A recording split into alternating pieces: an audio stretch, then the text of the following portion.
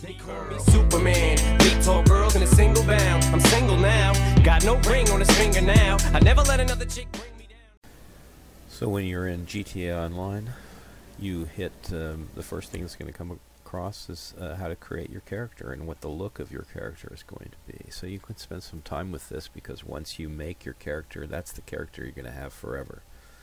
You can create a second character if you want, but you can transfer all of the stats from your first character to your second character. And I believe you can delete a character. So anyway, you can go through this and you make up the character the way you like it. And once you're happy with it, you can finish and start the few missions that are mandatory. You get one from Lamar, and there's a few, 2 or 3 that are mandatory. Do the introduction, the description that they offer, so you can get some more information from them. And then you're out into the open world and free roam. Once you're out in the open world and free roam, it gets to be very interesting, as you know, you're going to have to deal with other players that want to kill you, psychopaths that like to stalk you and kill you over and over. So you're going to have to learn how to deal with that.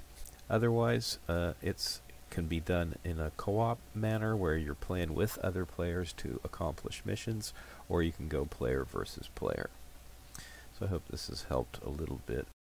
Okay, on the PC this is hitting escape, and then online, and then players, and it lists all the players that are in your session. You can leave the session and go to another session. You can click on the players and send them a friend invite, or you can ask them to be kicked from the server for hacking. And over here you can see what their kill-death ratio is, what each of their statistics are. Stamina, strength comes from punching other people out. Shooting skills are going to increase your reload time, I think, and your damage that you can do and whatnot. So it's helpful to have better shooting skills. So if you get into police shootouts, you know, get your 3-star rating and just end up shooting a lot of police, not blowing them up with C4, sticky bombs, or grenades or anything like that. Just shooting, you'll increase this shooting score. Stealth, creeping around, flying. Okay, the next important thing you're going to want to do is you're going to want to make a character first off, but you know, after you get past that and you do the first couple mandatory missions, you're going to want to get a car. Now you're going to get the opportunity to steal a car and have Simeon pay for all the upgrades. If you're careful and you go look around for cars, you can get what you want off the street, but you can't get any supercars. You won't be allowed to steal a high-end car and keep it for yourself. So you're going to go online here, as I showed. You're going to get your cell phone out and go to travel, and you can go to Benny's, and you're looking at the stats here. The top speed, acceleration, braking, and traction. So these are just a few cars that are available for purchase online. Now you're not going to be able to buy any car off the internet here. You're not going to be able to purchase a car unless you have a garage. So you're going to have to buy an apartment or a garage that'll hold cars. So I'm just showing you some of the cars that you can get, and what you're looking at is the statistics compared to each other. So I'm going to look at the 2-doors. I'm just going to compare all the different 2-doors. So mostly what I'm looking for is speed, acceleration, and traction, because most of the time you're going to be rushing around to get someplace or trying to lose the cops. It's going to be in the city, and it's block-to-block acceleration. If you're on the freeway, top speed might be an issue, but it's not going to really be that big of a deal. And here we're going to see that motorcycles, even though they're extremely fast, when you look at the specifications, top speed and acceleration, it's not any better than the cars. A $35,000 car and a $16,000 motorcycle are pretty even, except the braking is much better on the bike. If you want an exotic car, you got to go to Legendary Sports, and here you can look at the supercars. And here's a $2.5 million car, the Tyrus. And you look at the acceleration and traction and top speed, and they're all better than the $30,000 car, but not that much. So now let's go to the gun store. The gun store looks like this in the regular game. but in the online, only the board to the right has any guns on it. So when you click E to purchase something, only the right selection is available. All these guns start to fill in as you do more missions and you advance. So the mini submachine gun is a must-buy because it's what you can use while driving. It pretty much is the same as the regular campaign. If you're going to be driving the car, you can use a sawed-off shot or a mini shotgun, or the sticky bombs, or the submachine gun, and you need a submachine gun. But the next thing you're going to want to do is get a main shooter, a shooting gun that you're comfortable with. If you're used to something in the main campaign, that's probably a good pick. I'm showing the stats so that you can see them and compare.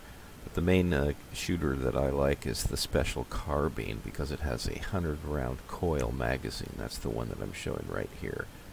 100-round coil magazine. It's a pretty good gun. So you can see I have the drum magazine and the scope. And these things only become available later as you get more experience points. I don't like the Combat PDW. It's got a built-in silencer and slow rate of fire, and it didn't seem like it did very well for me. The Bullpup is a pretty good weapon. You can get a 60-round magazine with it, and you can get a scope. And all the scope does is when you press the zoom wheel on your mouse, or whatever you use to zoom your scope in with, it about doubles the size of everything. Once the assault shotgun becomes available, it appears to be the shotgun of choice. Stay safe! I'm in passive mode here, so I can't bring any guns up, but the advantage to being in passive mode is nobody can come over and kill me while I'm just daydreaming. So this is the Combat PDW. You can tell it's pretty quiet, and nobody's calling the police. This is the Bullpup, and you can tell it's not Film that shit! This is the Special Carbine. This is a short shotgun. It's red. You have to be really close to do any damage here. You can't shoot it from a motorcycle. Here we're going to show the rocket launcher. It locks onto your target. When it turns red, it should go and get a kill with it. Of course, it doesn't always do that, as you'll see here. And when it's not locking to anything, you can get a target. But otherwise, you just have to eyeball down the tube and just guess where it's going to go. And just eyeball down the tube, guess where it's going to go, and pull the trigger. So now I'm going to show you how to play missions on your own or start jobs and host them. You go to Jobs, Play Job, and then Rockstar Created, and then Missions. And in here you'll find all the missions that are available to play. And you look at the right side over on the side where it says Players, and if it's 1 through anything, you can play it by yourself because you can play as 1. So you pick your mission, and then you click on it, and it says, do you want to do it? Yes, I want to do it. And then the next thing that comes up, it'll load, and then it says either it's available to play where somebody else is hosting it, or you can be the host. After the mission is over, you'll get a loading screen, and it'll go through the loading screen, and then it'll drop you into the world. In the world, any of your players that just finished the job with you can be ruthless enough to kill you, and then all of your money will drop out, and they can collect it. And if you've won $10,000 or $15,000 or $100,000, they can just take it. So what you want to do is you want to go into passive mode immediately. Then bring up your phone and go down to the world down below there, click on it, go to Money and Services, go to Maze Bank, go to Your Account, Main Menu, Deposit, and you'll have the money from your mission that you just made in there. Put the maximum amount in your account, yes, and then after that, if somebody shoots you, they can't take any of your money. And your money will be available to purchase anything you want in game, so you don't need to carry the money around with you. Then you bring your phone up, and you can look for the jobs and go start another job or do something else. So there's a few stores on GTA 5 Online. You just look on the map and you can find them. And you go into the store and then you can purchase food and snacks. And the food and snacks gives you health. So if you hit the button and go into your inventory, you can pick the food and snacks and up your health. So on PC, you hit M and you bring up this window, which allows you to go to your inventory. So here I'm regenerating my health. Going into the inventory and picking snacks, and then go into whatever I have in here, and I'm going to take some of it. Okay, in this I'm showing how overpowered the Kuruma is, the armored Kuruma. And I'm just going in here, and if you look at my green bar, it's hardly going down at all. In fact, I don't think it does go down at all. I'm going to be killing like 15 guys in here without suffering any damage. I don't have to hide behind cover to shoot at them. Just from inside the car, I'm protected. And you can have passengers come with you, and they can also shoot. So you can have 4 passengers in this car.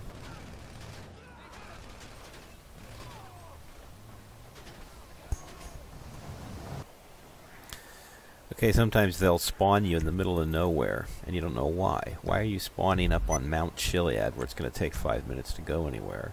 So you look at the options and the last spawn location, and you can set where you want to be spawned. In the beginning, maybe it has random automatically set, but after you get a house, you can spawn at your house. Next, you can go into the interactive menu and go to Vehicles and request a personal vehicle, and it'll respawn your car right next to you.